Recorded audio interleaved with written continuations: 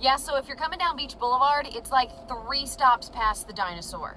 Is the Main Street Bridge up? I am a great driver. It's all these other people. Why can't anyone drive through 5 Points? Is there a crash on the Hart, the Matthews, the Acosta? I just can't with this today. Ugh. It's a crash on the BUCKMAN, Karen. What do you want me to do? Ford the river? This is an Oregon Trail.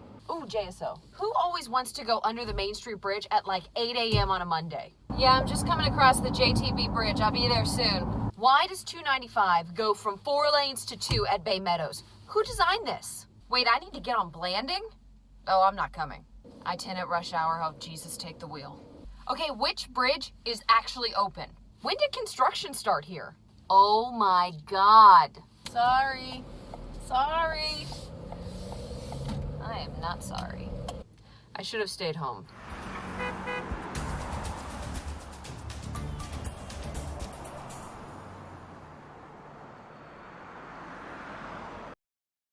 So I think I actually have something this week that we can all agree on. Whether you are Democrat or Republican, black or white, dog person or cat person. If you park like this, you are a jerk. There are just certain unspoken rules that help govern us as a society. Stay between the white lines when you park. But when you park like this, it's anarchy. I have a working theory that the people who park like that are the same people who don't tell you thank you when you hold the door open for them.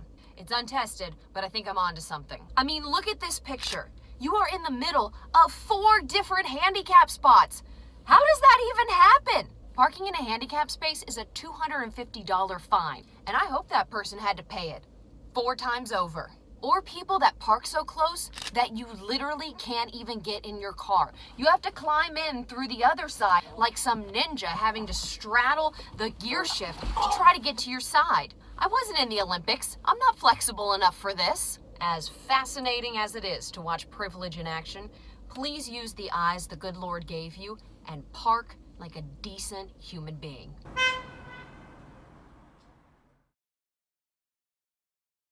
All right, guys, it is the start of hurricane season. Yay! If I hear the words cone of concern, I think my eye will start twitching. The last 2 seasons have not been good to us. We had Matthew and then Irma. So I'm actually doing these videos from a different car because my last car got destroyed in Irma. R.I.P. Mabel in Malibu. It's fine. It's not like I'm still bitter about it or anything. So if you're gonna get ready, let's just do it now. Because the last thing I want to see is when people wait until the last second and then suddenly you can't find food or water anywhere. The poor guy at Publix, when he brings the water out from the back, it's like a scene from Braveheart of people just like storming the aisle trying to get to that water. Just do it now and you don't have to worry about it. Because when there's a storm coming, people are like, where are the eggs? Where's the milk? I need bread. What are you guys doing? Are you making French toast during hurricanes? Like, I don't get it. Just go get some canned goods, get some like Chef Boyardee or something, stock up on some water, and like you're fine. Just put that away in a closet and don't worry about it. And while we're on the subject of hurricanes here, evacuations are for your own safety. But if you mention evacuations, people at the beach are like, I'm not leaving. Why? You're on your own. If you stay, you're on your own. And like, don't get me wrong, I love the beach. But then it's like the storm is upon us and everybody flees across the intercoastal to take refuge over with the townies. Just leave when they tell you to leave. And please be nice to the meteorologists. They are seriously doing the best that they can. It is science. They can't just predict the future. If you can predict a storm perfectly, 10 days out, you know exactly where it's gonna hit and what time, you are a sorcerer, and I want you to come work for us. But seriously, the motto I like to live by is, unless Deegan is worried, I'm not worried. Because Tim Deegan has been tracking hurricanes since before most of us were even born. The man knows what he's talking about. If I see him get concerned, then I will get concerned. But until then, I'm not panicking. We're Floridians. We've seen this before. It's not like a freak blizzard or something. We can handle this. You know, the rest of the country pokes fun at us because, you know, we have gators that sometimes show up in our backyards and we have some kind of crazy news stories that happen here. But if there is one thing that we do know, we know hurricanes. We can do this. I believe in you.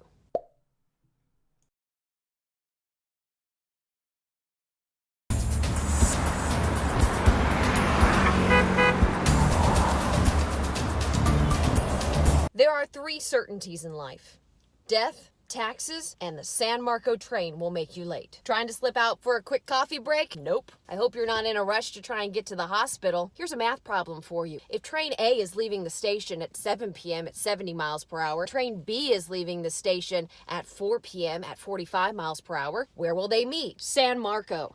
The answer is always San Marco, probably at rush hour. You may as well just put that car in park, sister, and get to know thy neighbor, because you are not going anywhere for a while. And as if being delayed by the train isn't bad enough, sometimes it stops on the track and then backs up, going the other way. And if you listen closely enough, you can hear a collective, "What the f?" from everyone around you. The only real positive of that train, in my opinion, is that it works as an excuse to be late for anything downtown. Doctor's appointment, an important meeting. You just tell them that you're late because you got stuck by the San Marco train, and they're like, "Oh, I get it. I've been there too." People are gonna say, "Well, the train was here first." I know it was here first. And then for some reason, we decided to build a city around it and build a hospital behind it because, I don't know, planning. So I get it. It was here first. That doesn't mean that I like it. So it's officially fall, but for us here in Florida, that means absolutely nothing. I don't want to be like the Grinch that stole fall, but I just can't get into it when it's still 90 degrees outside. You've got meteorologists talking about like, "Oh my gosh, we're in for a cool down," and they mean 80 degrees. That doesn't count. I'm just looking forward to the moment that the mosquitoes go back to the depths of hell from which they came. And I would appreciate my air conditioning bill not being like $400. And if you have any friends that live outside of Florida, they're taking all of these photos on Instagram, like tossing around leaves, hashtag falling for fall, hashtag sweater season. Like, get out of here. Get off my timeline. I hate you because I'm jealous of you. Our leaves don't even change. They just get so hot and tired, they just fall off the trees. And another thing, you cannot find anything in the stores to wear this time of year. Everything is like sweater, flannel, fleece. It's 100 degrees outside. What am I gonna do with this fleece sweatshirt? And then like the whole world is going mad over pumpkin spice. I want nothing more than to be a basic bee and enjoy a nice frothy PSL. But I just can't drink something that hot when it's still 90 degrees outside. And I thought fall was a time for Halloween. But have you been into stores lately? I need to show you this. I just need you to see what I'm seeing in stores. What is happening here?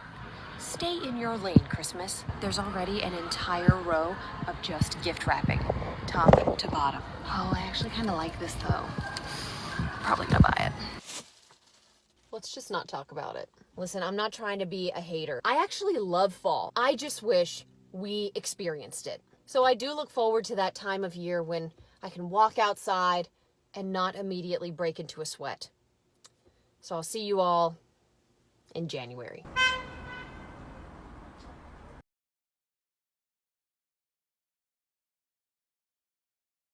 I hear Moses lived for 120 years. It may take that long before the express lanes are done. I've been doing some thinking, and we need to establish some ground rules for driving in Jacksonville. These aren't biblical, but if I had 2 stone tablets, this is what I would put on them. Number 1, thou shalt learn how to drive in the rain. I don't know what it is about water falling from the sky that suddenly has everyone treating the morning commute like it's their audition for NASCAR, but cut it out. I can barely afford gas right now. I can't afford for my insurance to go up. Number 2, thou shalt stop driving slow in the left lane. If you see it and think to yourself, but it's open. That's the point. That's the point, Brad. It's meant for me to get around you, not sit here reading your bumper sticker for the next 4 miles. Number 3, thou shalt not drive on Blanding, ever. Number 4, thou shalt tie down their ladders and mattresses when driving across the BUCKMAN. You don't have to be a Wright brother to understand if you don't tie this down, it is going to lift off your car and become a projectile in traffic, leaving everyone behind you swerving like you dropped a shell in Mario Kart. Number 5, thou shalt not treat JTB like the AUTOBAHN. Just because it doesn't have traffic lights does not mean you can do 90. Number 6, thou shalt not drive their golf carts like a idiot. And if you feel personally attacked by that knockety, you should. Number 7, thou shalt obey the king of San Marco, and that is the train. Every time I'm just trying to make a quick coffee run, it's like I ran up on Gandalf. You shall not pass! Anyway, number 8, Thou shalt recognize that you are not the only person on the road. It's fine if you want to be self-centered on Instagram, but not on the interstate. Number 9, thou shalt use your blinker. I am not clairvoyant, Carol. If you want over, you need to tell me that. And lastly, number 10, thou shalt understand it takes 20 minutes to get anywhere in Jacksonville. Across town, 20 minutes. The west side, 20 minutes. The end of your road, 20 minutes. Don't think if you speed, you're going to get from the beaches to downtown in 12 minutes. Unless you can teleport, it ain't going to happen. So those are my rules. I don't feel like I'm asking for the moon and stars here, but I am in no position of authority. But if we could all follow them, life would probably be a lot easier. Now go forth and tell the people.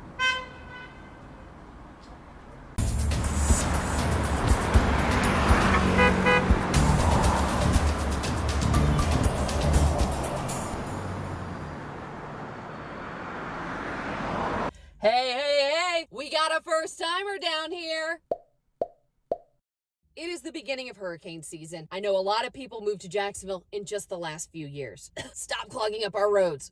So I know a fair amount of you watching this have never been through a hurricane. I've been through a bunch. I look like a wet rat in all of them. But if this is your rookie season, this one's for you. First of all, don't believe people who say, hurricanes never hit Jacksonville. First of all, false. People told me that all the time when I moved here, and Matthew, Irma, and my flooded car would like a word. So starters, make yourself a kit. You don't need to overthink this. Get yourself one of these, something waterproof that seals. Put some food in it. My personal favorite, Chef Boyardee. You can judge me all you want, but after eating granola bars for days, there's no power, and you are hungry as hell, this tastes like a 4-star Michelin meal. Stock up on snacks, because when the power goes out, you have nothing to do but sit around and eat. Go get yourself some jugs of water, because right before a storm, people storm the aisles like Braveheart, fighting over pallets of water.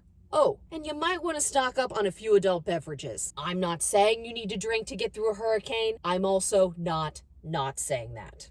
Next, make copies of all your important papers and your insurance papers. Then take your phone, go around and film your house like you're on MTV Cribs. Trust me, you are going to want this video when you have to fight with your insurance company. If you hear nothing else from this video, I need you to know these 3 things. Where you live on a map, the county in which you live, your evacuation zone. None of these 3 things should be hard, but you would not believe the calls that we get into our newsroom if there is a storm approaching. Carol calls because she wants to know if it's going to rain at her house and should she evacuate. Well, first of all, Carol, yes, if it's a hurricane, it's going to rain at your house. It's going to rain everywhere. Should you evacuate? I can't answer that for you. Does it normally flood at your house when you get a heavy rain? Is there a medical reason like an oxygen tank that you're gonna need power? Do you live in an evacuation zone? I can't answer the phone calls anymore that come into the newsroom because I feel like freaking Jerry Maguire. Help me help you. Seriously, know these 3 things and it will make your life a lot easier. Quick edit, I realized I forgot a couple things. Importantly, if you have a pet, you need to make a plan for them too. If your plan for your pet is to just leave them behind and wish them the best of luck, you need to start finding a new home for your pet because you don't deserve them. And yes, I know that wild animals have survival instincts, but do you think Fifi here has ever had to struggle for a day in her life? No, she doesn't know how to survive a hurricane any better than you do. So take them with you. It's a non-negotiable. And if you're gonna ride it out, make sure you plan on having food and water for your pet as well. Also, don't tape your windows. I don't know who started this nonsense, but this doesn't do anything. If you are actually worried about your windows, board them up. Cool? All right, back to your original video. I could go on for days, but this should get you started. To summarize, hurricane season is as Florida as a python eating a gator. It's just a fact of life down here. It's something we live with. If something serious kicks up, I promise we will be here with you to get you through it. But until then, you don't need to panic. Think of this as your rookie season. And for the love of all things Florida, know your zone.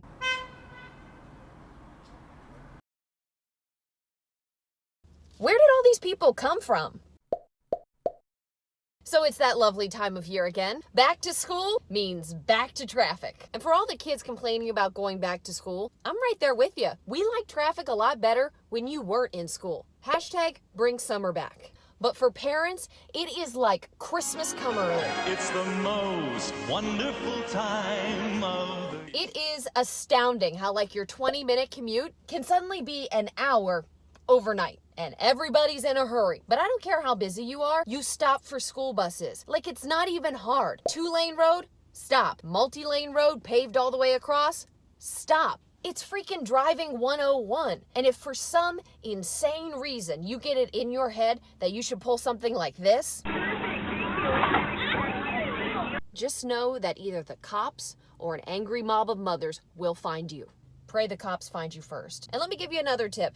Some people are afraid of trucks out there on the roadways. Not me. The cars that I find to be the scariest are the ones with these on the back, because these are not stick figure families. These are battles fought. These cars will pull over at any moment. If someone in the back needs an attitude adjustment, you get out of those cars' way, because inside of those cars, there's probably screaming, somebody's throwing food, another kid's probably about to vomit. It's like a 2 a.m. rager in those cars all the time. So you get out of their way, you let them in, and you let them pass you, because parents in those cars are not about to take any of yours. And that leads me to the holy grail of back to school traffic, the drop-off line. Woo, my God. I'm not even a parent, y'all, and just thinking about it makes me sweat a little bit. Guys, everybody in the drop-off line has the same goal. Let's zipper merge in and get little Timmy off to school. This is not the time for tying shoes. Do you have everything in your backpack? Did you forget your lunch? Not the time, Susan. Get your kid out of the car and then move along. You have about an 8-second window to get your kid out of the car before everybody in the line behind you straight up mutinies, and then they talk smack about you at the PTA bake sale. And frankly, the quicker you can get your kids out of the car, the quicker you can get some peace and quiet. So, look out for kids, school buses, and if you live in Nocatee, golf carts. But hey, it won't be like this forever. Eventually, summer will roll back around. It'll just be like 9 months. I'm sorry.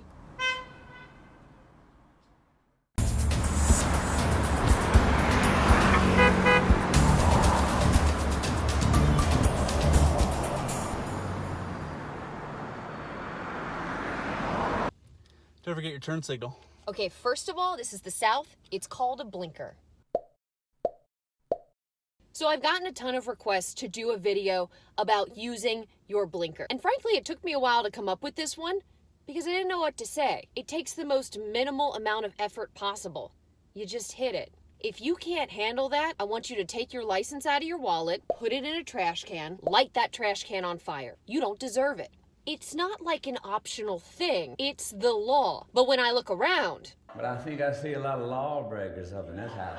I mean, seriously, how many of you are communication majors? But you can't communicate to me that you want to change lanes? But I'll stop. The blinker was actually invented in 1929 by this guy named Oscar Simler. But still, no one knows how to use it. How disappointed do you think he would be to find out that people nowadays would rather die in some fiery crash than move their wrist slightly? And using your blinker as you're changing lanes, that doesn't count. Because I, as a fellow human on the road with you, need a moment for my eyes to see your blinker. And then let that register back through my optic nerve into my cerebellum. So I can then say, oh, this guy needs over, and then let you over. Give me a second. Here's one more thing. Nobody respects the blinker. When you do use it, people try to cut you off. Like, how rude, man. I was trying to let you know that I needed over, and now I can't get in. So don't complain about the blinker if you don't respect the blinker. And frankly, if you can't handle using a turn signal, blinker, whatever you want to call it, get off the road. You shouldn't be there.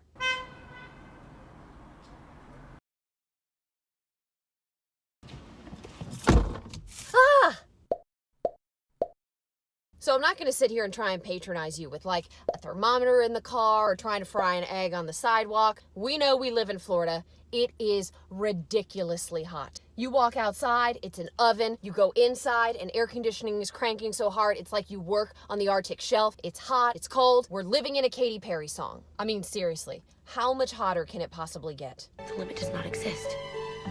The limit does not exist. I do have one request. Could everybody start wearing an extra layer of deodorant this time of year? Trust me, people will thank you. So for the next 4 months, getting into your car can be unbearable. But I have some tips for you. First, make sure you get some of these. Don't let the haters stop you. This is respectable. This is a veteran move right here, okay? My hands feel great. And if you have leather seats, ooh, I hope they look good with a beach towel covering them because you're gonna burn your thighs. Drink more water. Only rookies get dehydrated. Milk was a bad choice.